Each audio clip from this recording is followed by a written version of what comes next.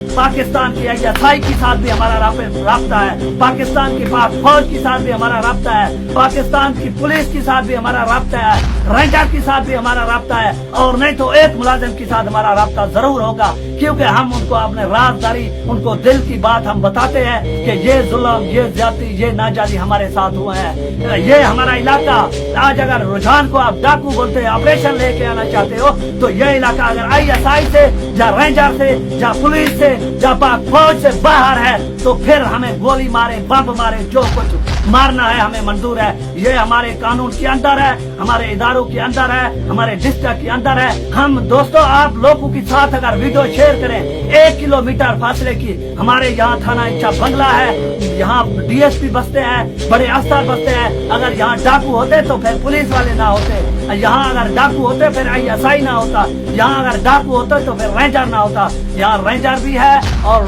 Ranger के बीच, ISI के बीच यहाँ गरीब लोग भी बसते हैं। हमारा इस वीडियो का और नहीं तो 2-4 बार जरूर उठा के अपने सोशल मीडिया पर डालो।